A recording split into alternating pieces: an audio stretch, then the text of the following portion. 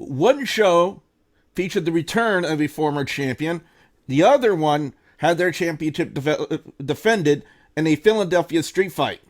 Just what went down? Well, we'll tell you as we review both AEW All Elite Wrestling Dynamite and NXT in a head-to-head review right here on WrestleDOWN. Hey guys, are you ready for your hot tag? Because if you are, it's definitely time to warp. Oh, hey folks, this is Hacksaw Jim Duggan, and you're watching WGS-TV. Tough guy.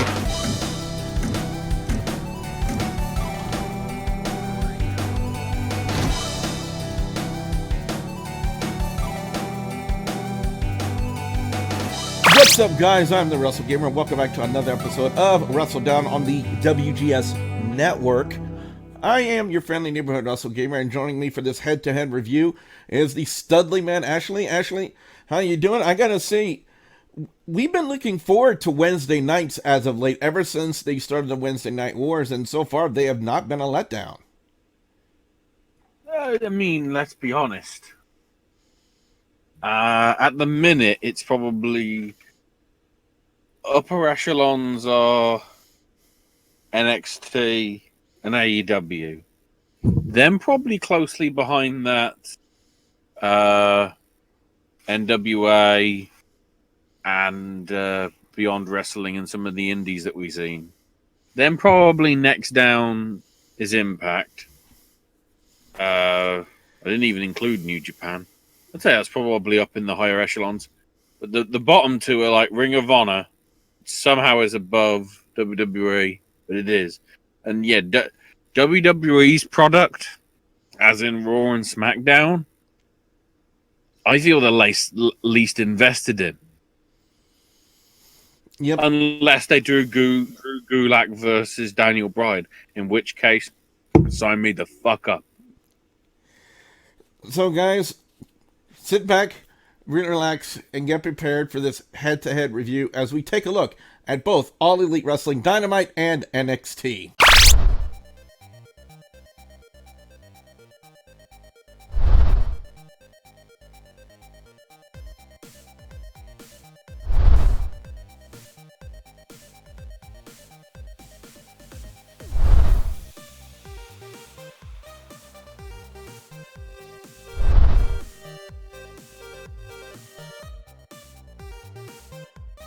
First off, on NXT, we had the return of Tommaso Ciampa as he took on Angel Garza. Apparently, this was stemmed from a confrontation that happened last week backstage between the two, and when apparently Angel Garza was hitting on Charlie Caruso, and apparently Tommaso Ciampa was just walking by because apparently Charlie Caruso wanted to talk to Tommaso. Angel Garza got offended, and Tommaso just dropped him. And speaking of dropping him, that's pretty much what happened in this opening match with Ciampa and Garza. Ashley, Tommaso just dropped him. Yeah. I mean, it's probably the tearaway pants. Who really gives a shit about tearaway pants? Unless it's the full Monty. Yep, and Tommaso would actually debut a new signature move of sorts, the Hangman's DDT, a la Randy Orton, but they actually christened it the Willow's Bell. And Tommaso hit that on Garza, and he picks up the win in a very quick fashion. And then, before anything else could happen, out comes the Undisputed Era. But before they can actually surround the ring, Tommaso Ciampa gets the steel chair to sit on, and apparently the camouflage crutch that he's always coming out with. And then Kyle O'Reilly holds a USB drive, takes it to the announce table, and hands it to Mauro Ranallo and says, "You're going to want to take a look at this." And then the Undisputed Era takes a hike. Now, what was on that USB drive? We'll tell you in just a minute, because we're going to switch over to Dynamite here and take a look at the first match tonight, which was a part of the AEW tag. Was it the first match? Well, first match of the evening. Yeah, well, no. It wasn't the first match of the evening, because before the first match of the evening was the attack. Exactly, that's what I was going to get to, because it was SCU scheduled to be SCU taking on the Best Friends, and before the match could even take place, the SCU would get jumped by Pentagon and Phoenix of the Lucha Brothers, and and they would take out Christopher Daniels.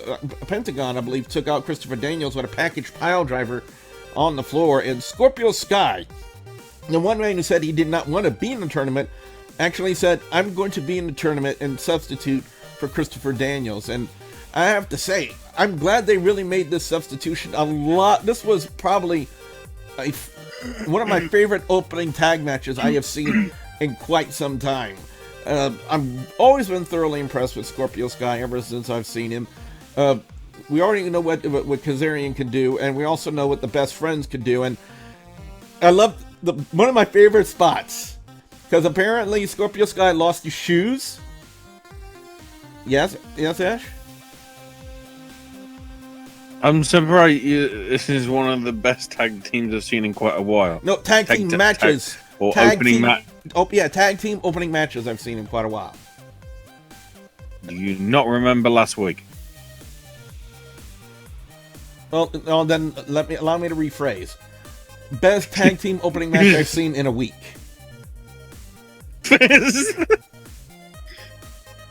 Yeah. That works. Technically, that's right, but at the same time, it doesn't. But whatever. But what about with Scorpio Sky in his shoes? Apparently, he hit a big spot, and then off came one of his shoes. He tosses it into the crowd. The crowd tosses it back. The crowd tossed Scorpio Sky back in his shoes and said, "Put him on." And apparently, that's what happened. Apparently, Scorpio Sky went shoeless for the rest of the match. But I gotta say, very good opening match. Very impressed. You would think that with Lucha Brothers jumping SCU, that would have put them at a disadvantage going into this match, especially with Pentagon taking out Daniels the way that he did. But Scorpio Sky turned out to be a fantastic replacement. It was a great match. A lot of innovative stuff from both sides, especially from the Best Friends and the SCU, and the finisher with that powerbomb leg drop onto Trent. We all know what his last name is, but apparently WWE copyrighted that name, so we can't say it. As SCU wins and knocks the Best Friends out of the tag team tournament. So I gotta say, Ash, two back-to-back weeks what we had with AEW, where they've had strong opening matches, and we had that here again tonight. My only problem is I think we've already signposted what's coming next week and in 2 weeks' time. Well, as it stands next week, well, I don't know. I think it's taking place next week. It's SCU against the Dark Order. Yes, but considering what we saw last week, was it? No, it was on the premiere, wasn't it? With Obama.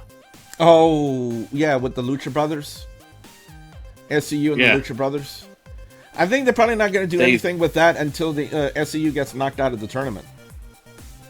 No, I honestly think it's going to be them two in the final.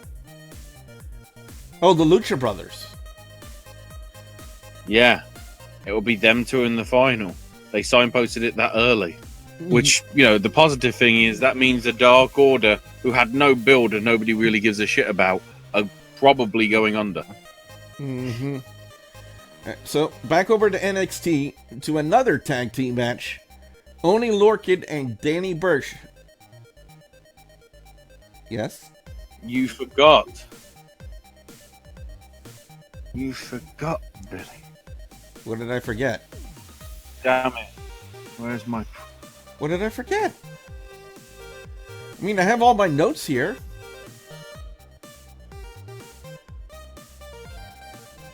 Oh, what happened with the USB drive? Apparently on the USB drive... even though that is a folding fork, but do not pay attention to the folding fork. Folding fork. Yeah, apparently on the... nice TNA reference, by the way. What was on the USB drive? It was the Undisputed Era who apparently took out Velveteen Dream and left him laying in that footage. And come to find out later on in the evening, William Regal would make the announcement that due to the injuries, Velveteen Dream will not be in next week's NXT North American Championship match. However, the person who was going to be in that match would be the winner between Keith Lee and Dominik Dijakovic. We'll talk about that match when we get to it.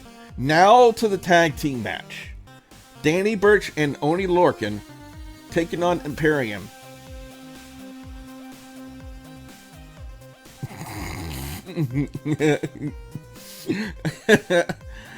I gotta say, first off, boo, no Walter.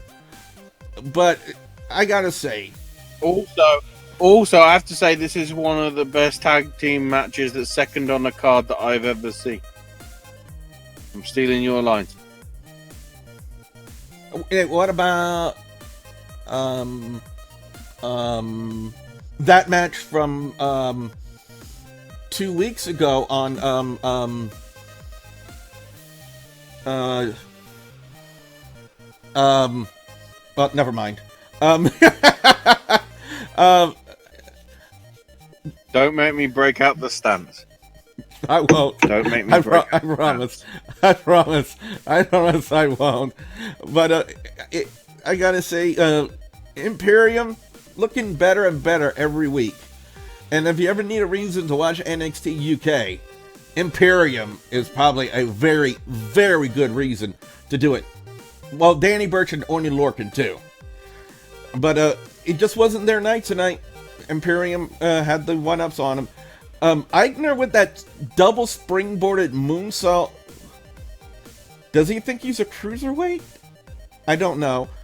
But it was still a very, very good move, to say the least. But Imperium would get the finish with what was called the European Powerbomb, which was a combination of a powerbomb and European uppercut off the top rope onto Oney Lorcan. Imperium picks up the win here. But I gotta say, NXT just gets better and better every week, and I have to say, if they're trying to really create competition between them and AEW, so far they've been doing a really good job. Yeah, they're presenting what they need to, and in both cases, the shows don't feel like slogs. They just feel booty everywhere and stuff. Over to AEW. Match number 2, which was also a tag team match, featuring a team that me and Ashley are quite familiar with, thanks to Game Changer Wrestling. It's John Silver and Alex Reynolds taking on Ortiz and Santana.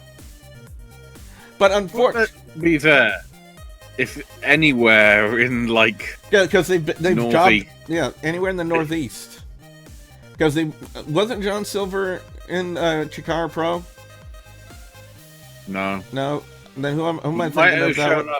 He might have shown up at one point though for some sort of match.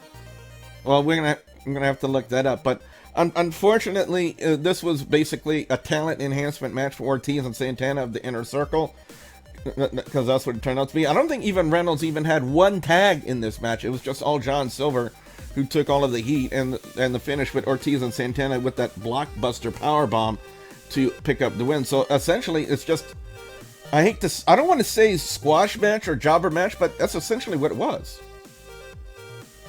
It was a match to make Santana and Ortiz look strong, and then of course to add into the little bit of the promo. Yeah, you want to talk a bit about it, because I had that part muted at the time. Oh, I know it's Chris Jericho cutting a promo.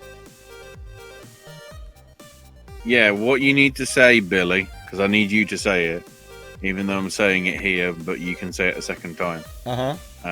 For interesting effect. Basically, it was pre-taped and whatever. Yeah. He said that they're pit bulls and street bugs, and that they want the Bucks at Full Gear. And will the Bucky Boys accept Le Challenge from the champion? Right, now you say that, Billy. Le Challenge from the champion? No. Well, what I just said. What you just said? Okay, now it... Okay, let's just move on. let's just move on. No, because you're supposed to say Chris. You're supposed to say what Chris said, and I just randomly shout A little bit of the bubbly about 1,700 times. That only works when it's Scorpio Sky's entrance. Okay. And it's the meme of, the Foo Fighters. Has someone taken the best? The best? The best? The best? And it's like, oh my god. Speaking of that, he's got the Foo. Speaking of that, before we get the Foo Fighters on our minds, you want to talk about giving us a choice to watch something head to head. NXT match number 3. Nope. Go ahead. Can't be asked for Flag on the Play, because Flag on the Play is when we watch shit wrestling, and this isn't shit wrestling. Okay. We had the video package for hyping up Gargano. Oh, yeah. With Kathy Kelly saying, what will happen when you see Ciampa again? Look, And it said, I don't know. It only Something's happens going to happen. when they see him face to face. Essentially. Yeah. But now, And go ahead. well, hang on. I'm just trying to think. If that's the case, we might as well do the other promo for AEW. That really good Cody one. Yeah, I was wondering about that. I mean, I was seeing the promo. Yeah, it looked like him. Randy was listing off like the media obligations. Cody was completely zoned out, not listening. Mind fully set on Jericho. She's like, "Is that good?" Yes. And Cody just says, "That's fine." Was one of the scenes him in like a sensory deprivation tank? Yeah. I figured that's what it was. And they also had Diamond Dallas Page talking and his mom. And his mom. Basically saying how driven he's been since his, being a kid, and how Cody had a tough time being in Dusty's shadow, if you will.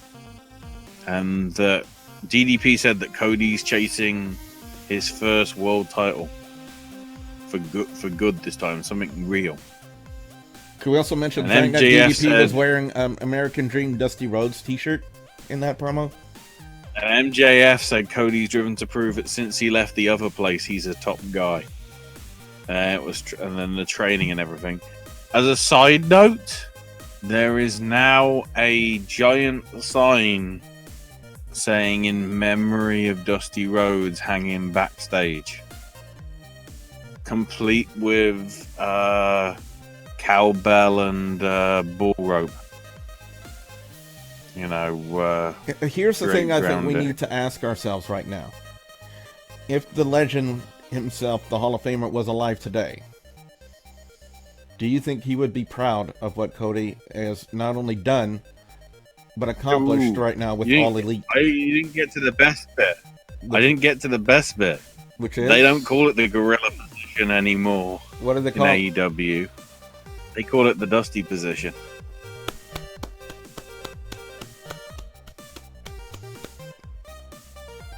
We applaud He's you. always there watching. Exactly. He's always there. He's always there watching. But I have to say, whoever is doing the producing, if it is Brandon Cutler doing it, full play to him. oh yes, He knows how to package things. He might not be great at wrestling, considering he's probably 0-2 now. Via I guess officially 0-1 because dark matches don't count. But I'm guessing he must have lost to Joey Janela on the AEW Dark stuff, of which apparently there's 4 matches. Excuse me, a little bit of the sparkling water. yeah, and I think the next episode of AEW Dark, we are going to actually talk about it and do a review right here on the channel for you guys. Yeah, because both me and and the Ash- retroactive review of the best hardcore match without blood that anybody has ever seen. Oh yes, definitely. It was absolutely brutal. But now, on to tonight. Match number 3 of both AEW Dynamite and NXT. Women. And not just any women. First off, on NXT, Io Shirai taking on Kaden Carter. Ow, ow, ow, ow, ow. Strobe lights. That's Io's entrance. Yeah. That's Io's entrance. I think we need to put a seizure warning on this video now. And then over on AEW. No, that's when I hold it closer and go. No, don't. The AEW Women's World Championship on the line. Rio defending against Dr. Britt Baker, DMD. Now, you guys know me by now. You know my weakness. Beautiful Asian women. So, of course, I had to have the TV on split screen and watch both matches at the same time. And that's definitely what I did. First off, Io, proven without a shadow of a doubt, she is as good as they say she is, and more. She's got the attitude now. She's got, well, she could do without that entrance that could cause an epileptic seizure. But other than that, she's got the aerial ability. She's got the technique. She's got the character down. She has the charisma. She doesn't even have to cut a promo in English to get the crowd working for her. And she definitely did that. And Io has probably got one of the, well, two moves that are really breathtaking to me. Tonight, that German suplex on Carter. Wheelbarrow German suplex. Wow, that was an amazing one. It almost looked like she snapped her on the neck from the impact, from the way it looked. And then Io's moonsault. Now, this is something me and Ashley talked about while we were watching it. I've said this line. Charlotte's moonsault, she may have a lot of hang time when it comes to her moonsault, where she's up in the air for quite some time. But Io, I think the difference between her moonsault and Charlotte's moonsault is Io's has got more velocity. I mean, it's almost like a snap moonsault. And I think that's probably what works for a good finisher for her. She doesn't. It's less of a snap. It's just she doesn't do it with a lot of airtime. She gets her rotation done quick. Which I think probably adds to the velocity aspect of it, in a sense. Yeah. So Io picks up the win, and then she gets on the mic and says, not Bianca, not Rhea, Shayna Baszler. But before she could finish that statement, here comes Rhea Ripley. And just based on the promo she gave, next week it's going to be Rhea Ripley taking on Bianca Belair. But Rhea basically said if Io spits her name out of her mouth, then she's got no problem with shutting her up. Io would then... No, it was like Bianca's gonna face me next week because she said my name. But you better be careful about mentioning your name, or you'll be next. And Io's like, she's Japanese, getting angry. Well, she smiled at first, and then she got angry and said a lot of stuff in Japanese, and then left. And she didn't have to say anything in English to get the crowd to boo her. But during the match, the crowd was in her corner. Well, yes. But at the same time, because they wanted to see a fight.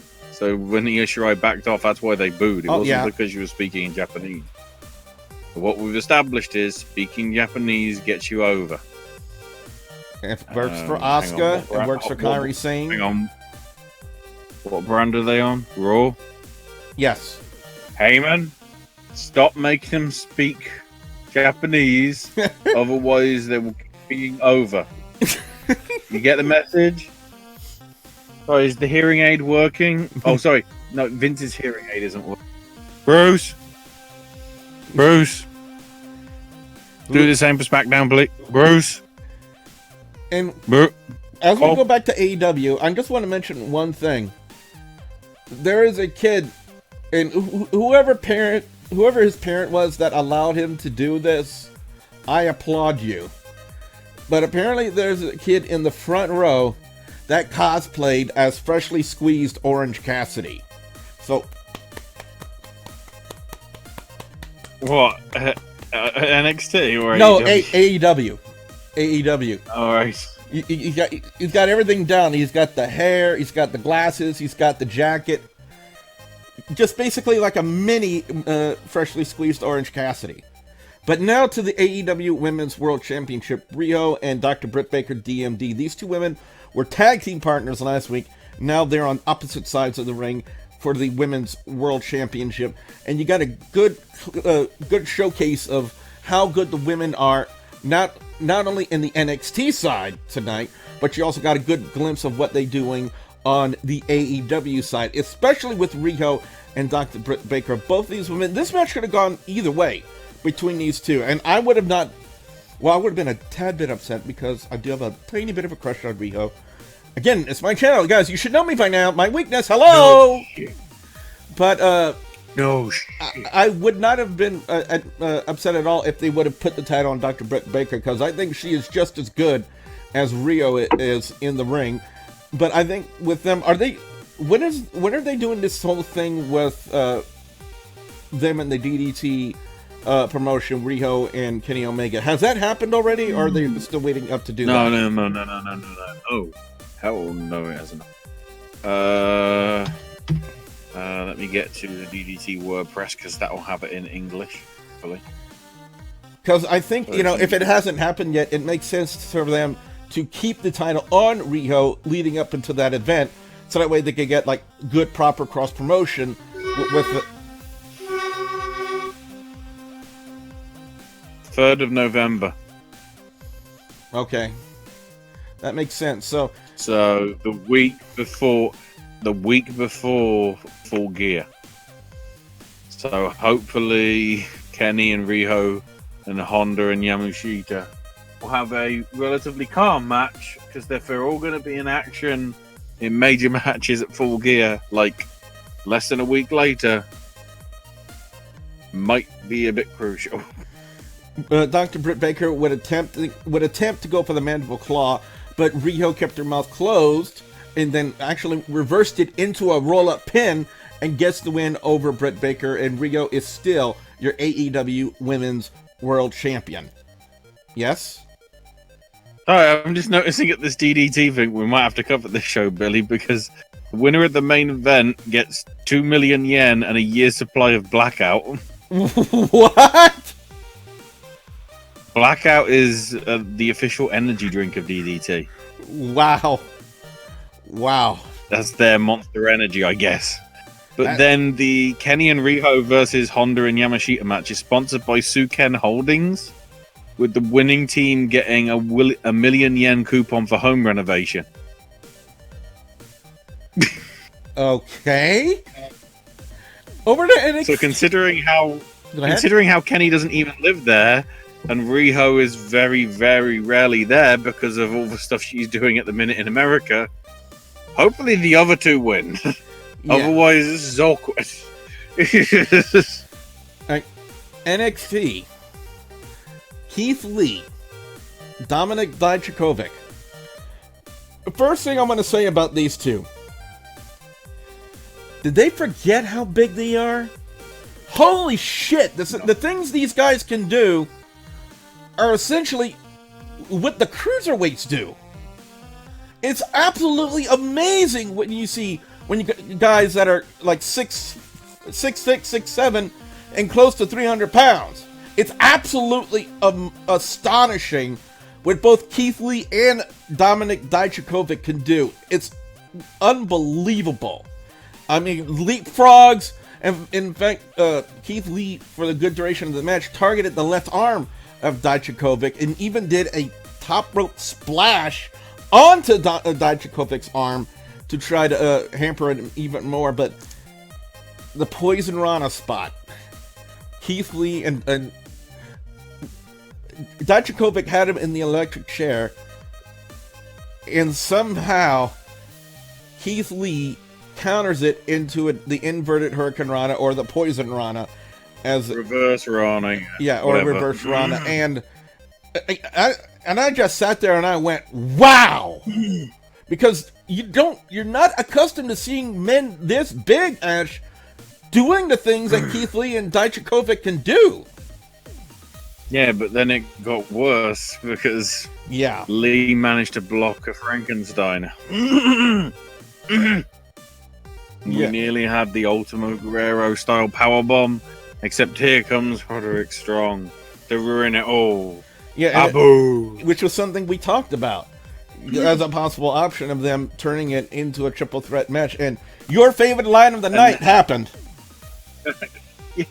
The best thing was, it was just like, he was posing there with the belt, and then it's like, you may think you have gotten your way with that, Roderick. It's like, who said that? Where is he? And then lo and behold, from the balcony where like the commentary desk is, really, like on a perch, like a fucking eagle. Regal's there, like, but I've got news for you, Sunshine. Next week, you'll be defending that North American title against Keith Lee and Dijakovic in a triple threat. You manga. And of course, when they would come back from commercial break, the Undisputed Era obviously not happy with the decision, but William Regal just paid them no mind as he walked back into his office. Sam Eagle, William Regal. Over to AEW, another match in the tag team tournament. The Lucha Brothers taking on the Jurassic Express. Now, originally, this was supposed to be Jungle Boy and Luchasaurus, but Luchasaurus, as you told me earlier tonight, actually had some sort of an injury. Yeah, I mean, on the commentary, they were saying it was an out-of-competition injury, so it's just like, oh, we trying to, like, avoid legal costs or something? Basically, he's got a sore hamstring, so rather than risk it and have it be, like, properly injured, they decided to rest him, which is obviously the advantage. Like with SCU, we can sub in the third member. So instead, it was Marco Jungle Jack. Jungle Jack. Jungle Jack. Jim? That's Jim? Was it Jungle Jim? Jim? Jim? Jungle Jim? Jungle Jim? Jim? Blackout energy drink, anybody? And Marco Stunt. Now, Marco Stunt, we've talked about quite a few times here on the channel. Basically, if you blink, you'll miss the guy. Because that's how quick Marco Stunt is. He is just fast as all fuck. He may be small, yes, but he's fast. Even though he looks young, he is 22. He is not like a 10-year-old kid. And like I said, like Riho was when she started wrestling, so that's interesting. Who is taller, Riho or Marco Stunt? Hard to say.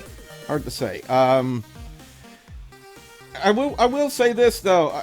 Again, this match, you get to see the best of what both teams had to offer, especially with Jurassic Express and with Pentagon and Phoenix. For those of you who haven't watched Impact Wrestling and haven't seen them on there before, or AAA Lucha Libre, you are definitely missing out, because that's how good Lucha Brothers are. They are just absolutely everywhere these days, and I gotta figure they're probably now exclusively now on AEW, because they can't, I don't know if they can be on AEW and Impact at the same time.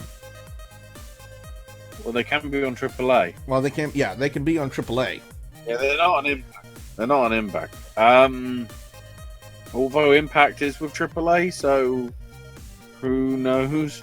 Although the one thing I did like, but are they still aren't they still supposed to be doing a match with Phoenix and Kenny Omega for the, I think it's the National Heavyweight title or Mega Heavyweight title? No, the AAA Mega Championship. Yeah, the AAA Mega Championship. Because it has, which is a title that never existed for 11 months since he won it back at Triple Mania last year.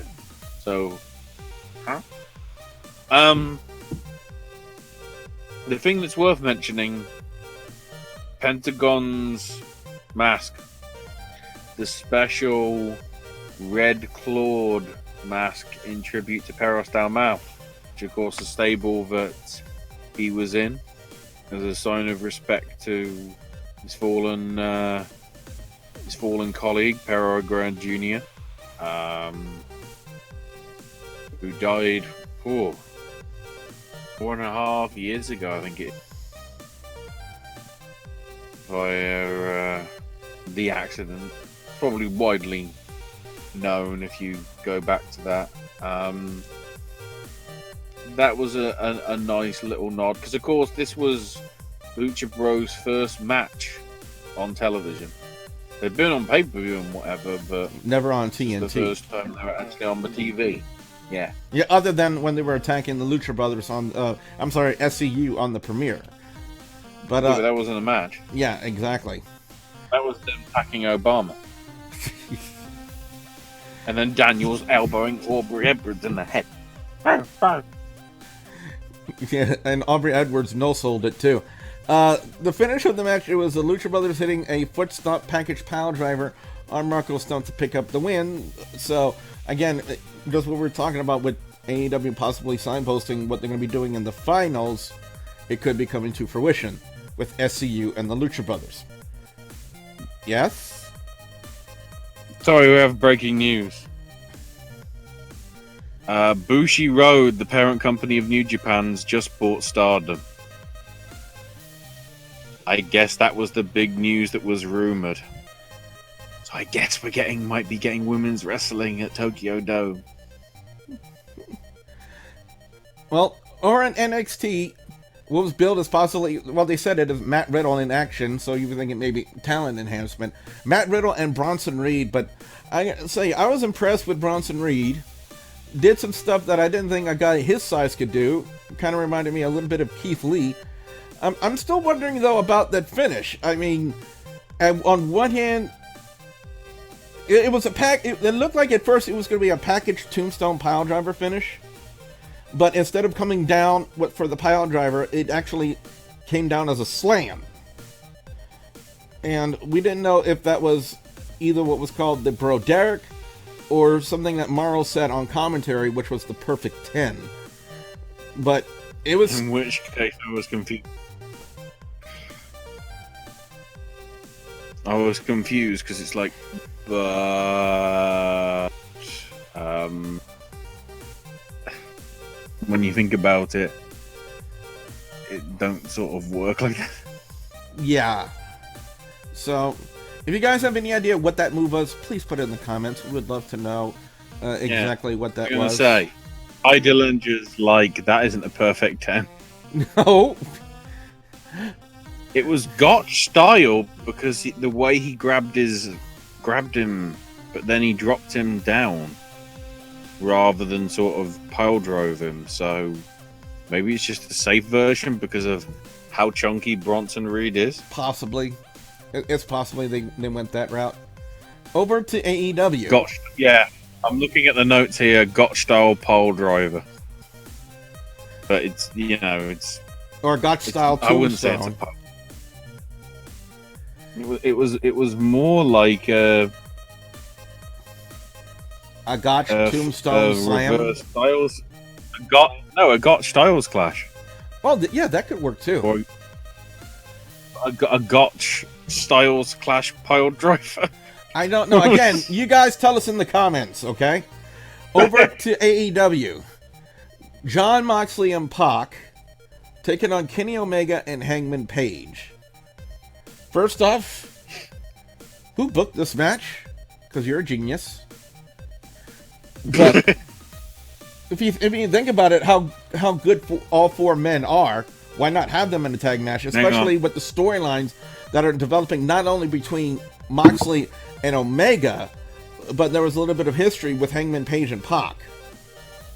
Go ahead. You have to get it right, though. Jim Ross said this is the main event. No, it's... I'm sorry, Jim. I'm sorry. There are a few things I will disagree with you on. This is one of them. This was not the main event. This was not the main event. You didn't look at your match card. Main event caliber. Main event caliber. Oh, yeah. You won't get that. But it wasn't me. You won't argue. I won't argue with that. It was main event caliber. It can main event any pay-per-view. And it will sell out. And that's what we got. Next week. Yeah, considering what happened. Now, apparently the referee got out of the ring because apparently Kenny Omega brought out the barbed wire broom. He's the cleaner. And Moxley had the barbed wire baseball bat. And the referee was just kind of like, fuck it, I'm out of here. And that's exactly what he did. And I would assume with the referee's back turned when he was on the outside, is when Moxley struck Omega with it. But before he could do anything else further, in comes Pac, who grabs both the broom, I guess not realizing the barbed wire that was on it, because down the handle. Yeah, because there was a laceration on his hand from it. But he threw the broom and the bat out and looked at Moxley and said, "Use your brain, don't get us disqualified." And Moxley responded with the Stone Cold Salute and the Dirty Deeds. And left Pac. Paradigm shift is now being called. I'm sorry? Paradigm shift is what they're calling Dirty Drew. That's an interesting name for it. ACDC is only allowed on Fox.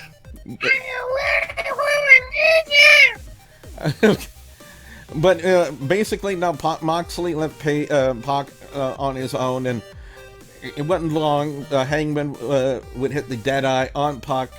Kenny Omega and Hangman Page pick up the win, and we also get the announcement that next week on AEW Dynamite, one-on-one, it's Moxley and Pac. Jim, that might be main event. Also next week, the semi-finals of the tag tournaments, along with Britt Baker being in action in a coming to Pittsburgh. And then also the Young Bucks will actually be on the main show. They won't be in the dark match like they were tonight. Over to NXT. The return of Tegan Nox. Now, if you guys don't know Tegan Nox, earlier in the year in the Mae Young Classic, Tegan Nox, or was it this year or last year she had the injury? That devastating knee injury. Wow. Technically 2 years ago, isn't it? Oh, yeah. You know, she suffered a devastating knee injury. I think she was in the ring with Rhea Ripley, if I'm not mistaken, in the Mae Young Classic. She was Mae Young Classic 1. She didn't even compete because she got injured before they were doing it on the house show circuit. Then she was back, was in, Mae Young Classic 2, Electric Boogaloo, and got injured in the quarterfinal stage, I believe. Yeah, against Rhea Ripley. They had to exit, and they had to exit and get her out. And she's been out. She was out for nearly 8 to 9 months. Been doing stuff on the on the house show circuit for the last couple of months. Made her proper in-ring return on the NXT UK recordings in Cardiff after TakeOver last month. And then her NXT return, because I think she had a couple of matches on NXT, if I remember. No, they built this tonight against against Tainara. Tegan looked in fantastic shape.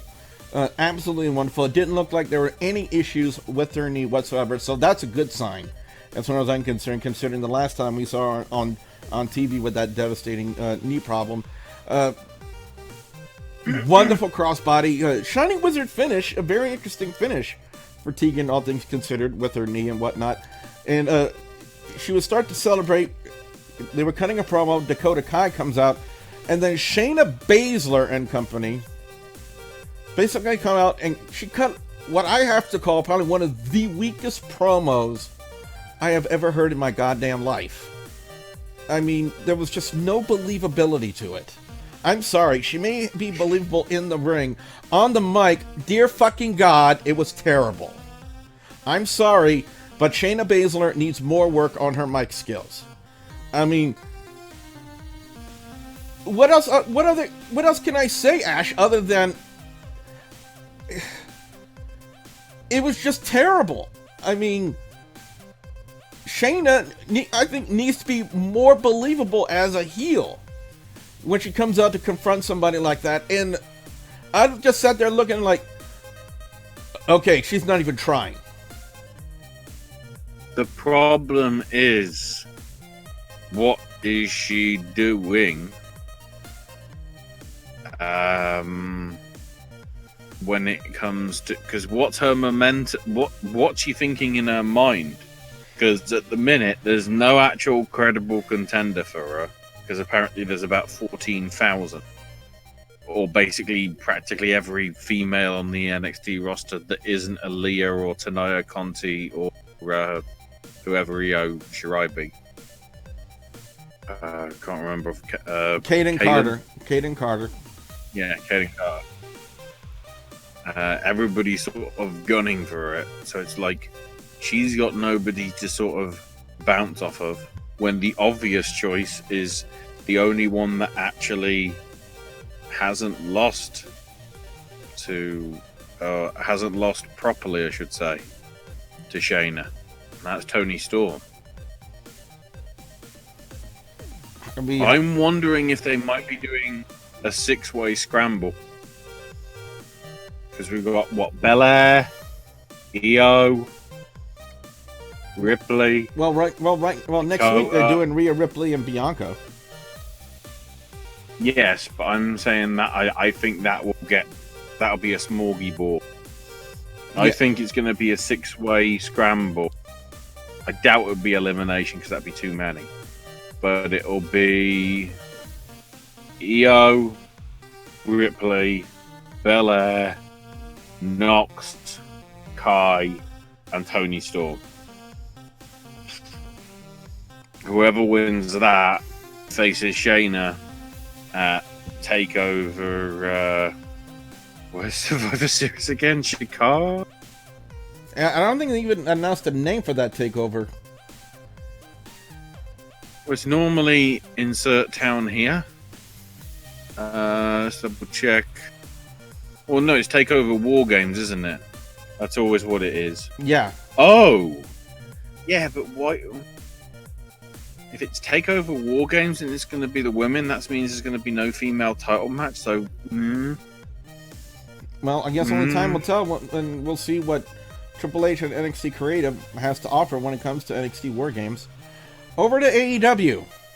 This is the main event, Jim Ross. The Philadelphia Street Fight for the AEW...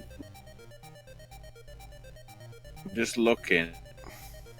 Is it more fair that we mention the other NXT match? Oh, yeah, we can do that. Boa and Killian Dane. Yeah. Not much to talk about, to be honest. It's just Killian Dane squashing Boa over and over again. However, he would debut an interesting-looking modified half-camel clutch finish, which he forced Boa to tap out to. But that was basically which is pretty good. Yeah, but that was pretty much it, though. Killian Dane just squashing Boa. Yeah, but I didn't want to sort of leave that because it made sense to do the main event next to each other. In terms of the other stuff, it was also a little video package for Leo Rush to remind us that he won the NXT Cruiserweight Championship. And that he doesn't wrestle on 205 Live. I'll say that, and now he's going to wrestle on 205 Live on Friday, isn't he? God dang it, Ash, why'd you have to say that? Well, anyway, on AEW Dynamite. Might make it worth watching. Well, yeah, it might. Jericho defending the title against Darby Allin. Darby Allin won the right to face Jericho tonight due to his victory over Jimmy Havoc last week on Dynamite. Which again, I don't know why Rick doesn't like the guy. I think Havoc is a really good worker, and I just think Rick doesn't want to give him the benefit of the doubt. But Darby Allin really proved it. Now, for the way they looked, is basically Jericho had his alpha male Jericho face paint on. If you guys seen what Jericho's done in New Japan, that's the face paint he had on. And one would figure to basically counter Darby Allin's face paint, saying like, hey, you wear face paint on your face? Face. I said face. Just want to make sure. I said face. Yes. Face. But you kind of get what I'm saying here. It's basically to counteract that. But I have to say, we thought the match. If you watch Kenny Omega and Joey Janela on AEW Dark, and if you thought that match was good, Jericho and Darby Allin, I would put right up there because they did some things I've never seen before, especially when it comes to usage of the skateboard in the match too. But it had blood, so you know. Oh yeah, it did have blood because it looked like Jericho had minus 20. But for all intents and purposes, it was still a good match, and some of the things Darby Allin can do just boggle the human mind. Let me explain what I mean. It made sense that this, because Jericho wasn't great. Jericho wasn't on Prime for because it isn't pay-per-view, and it wasn't, I guess, maybe a big of a match for him. But just like it was with Cody back at Fyter Fest, I think. It went to the 20-minute draw. I'm not sure because I didn't watch Fyter Fest. That match made Darby Allin, and this put him on the map, I'd say, as well. If just for the ingenious of what he did with no arms. Yes, guys, because essentially Jericho took some ring tape and... No, it was like proper sort of like duct tape? Gaffer tape. Gaffer tape? Yeah, I think that's what they said. Yeah, that's what they said, gaffer tape. And taped Darby's hands behind him like he was being placed under arrest. And then after that, to see some of the things Darby did with his hands behind his back, which dodging a charge, hitting his Cabrada, suicide dive, senton off the top. It's just then it was a great match, and then Jake Hagar, Darby Allin getting chokeslammed or power bombed onto a skateboard, which didn't break. No, it did not. Matthew, I am the skateboard. I guess maybe was the skateboard supposed to break? I guess not, because it's supposed to be durable things. But Jake decided to come in thinking that he was Tyson Fury. And I'm gonna hit you. Boom. And then Jericho will end up locking on the walls of Jericho on Allin. Allin had no choice but to give up. And Jericho retains the AEW World Champion. Yeah. He couldn't really tap. Yeah, I know. But with AEW, better finish this week than the whole convoluted. Yeah, and of course, the Inner Circle came out with not just a little bit of the bubbly, but a lot of the bubbly, and they left it all over the ring. Multiple bottles of bubbly. Yeah. So yeah, it was basically like they were having a championship celebration, like he just won the match on a pay-per-view. But and because that's the last time we're talking about AEW, worth mentioning, after the Bucks, Cody, and Dustin 8-man tag thing with Private Party and Strong Hearts, they let Orange Cassidy Kid in the ring, and he got a standing ovation from the crowd. That's a good reason to watch AEW Dark when it comes out next week. No, well, if the kid makes it on, I don't know. Well, you never know, but over to NXT. And NXT's main event. The Archer of Infamy, Damian Priest, taking on Pete Dunne. Pete Dunne had a little bit of a run-in with Killian Dane on the stage, and, Dane just pointing his finger. Never point your finger at somebody like a Pete Dunne, because then you can just take your finger and just bend it every which way but Sunday. And that's exactly what what Dunne did to Killian Dane, and Dane wanted to get back at Pete Dunne for it, but he was blocked by about 35 different officials. But I have to say, Pete Dunne and Damian Priest are about as hard-hitting as I have ever seen. And Ash will attest to it, because some of the things that they did in this match made me go, ow, ouch, ouch, ooch, ouch, ooch, owie, owie, and what the fuck.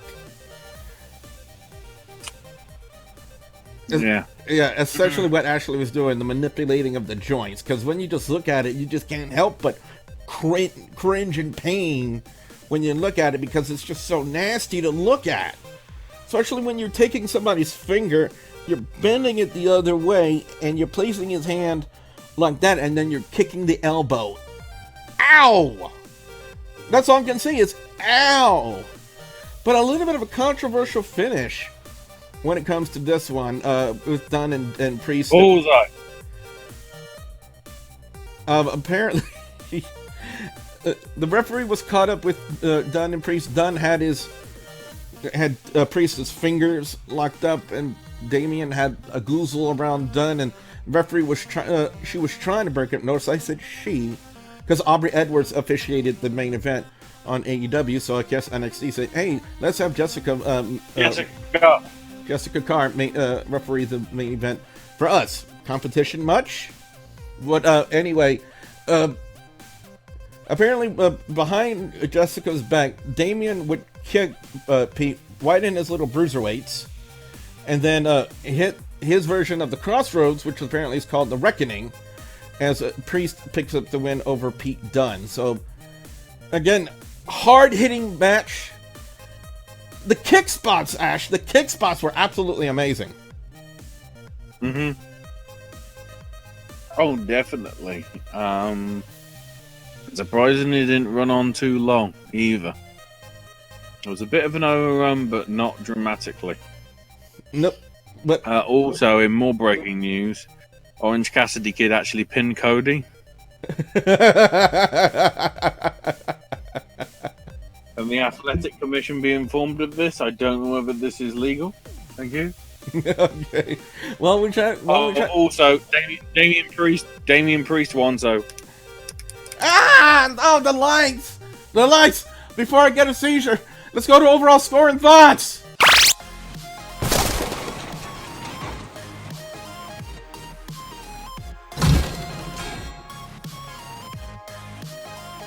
Two great shows. It's hard to pick a winner here, guys, between AEW, Dynamite, and NXT. Because we've had great matches on NXT. We had Imperium, Danny Burch and Oni Lorcan, a great tag match. It's good to see Tommaso Ciampa back. Interesting now what they're doing. Keith Lee and Dominik Dijakovic. Holy fuck what these guys can do. It's good to see Tegan Nox back. Boa, you may be a Chinese WWE superstar, but what the fuck are you doing there? And Pete Dunne and Damian Priest definitely stole the show on NXT for their main event. However, on AEW Dynamite, SCU and Best Friends, amazing match. Now, Rio and Dr. Britt Baker, I absolutely loved in more ways than one. The Jurassic Express and Lucha Brothers, phenomenal match. But again, AEW kind of signposting a little bit here as to what the finals of the tournament could possibly be. Moxley and Pac taking on Omega and Page. It was interesting for what it was, and setting up a match now with Moxley and Pac for next week. I definitely want to see what those two will do each other, because I don't think Dean Ambrose and Adrian Neville ever faced one-on-one in WWE, if I'm not mistaken. But and for the main event, I've seen a picture of them together somewhere in WWE's system, even via NXT. But yeah, certainly not against each other from what I remember. And we want to talk about a match stealing the show for all AEW Dynamite. Definitely the Philadelphia Street Fight with Jericho and Darby Allin did that. And again, muy props to Darby Allin and the things he can do with his hands tied behind his back. Absolutely amazing. So I'm going to score NXT and AEW Dynamite a solid 3.5 out of 5. For NXT, best match of the night, I'm going to give it to Pete Dunne and Damian Priest.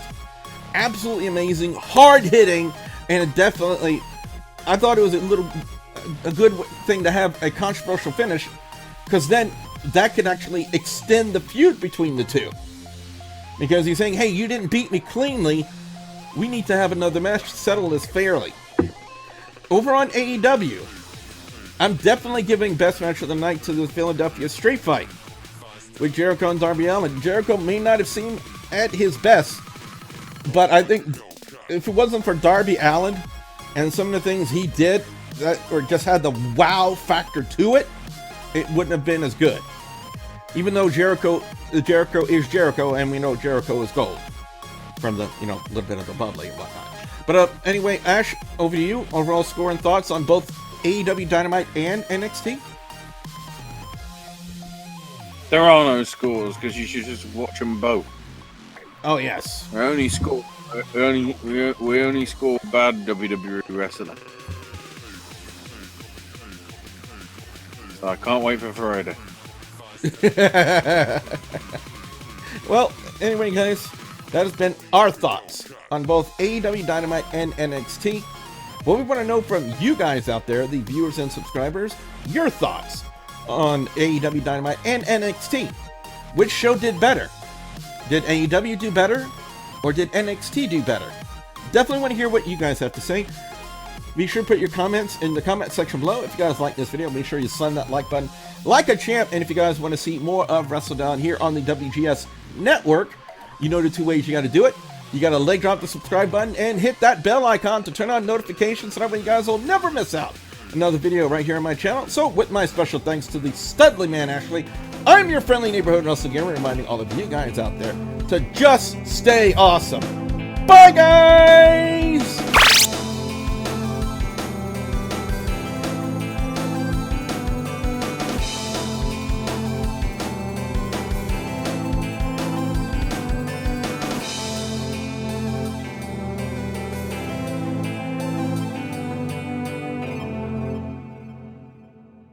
Miss you, Walter. Please come back. Thank you.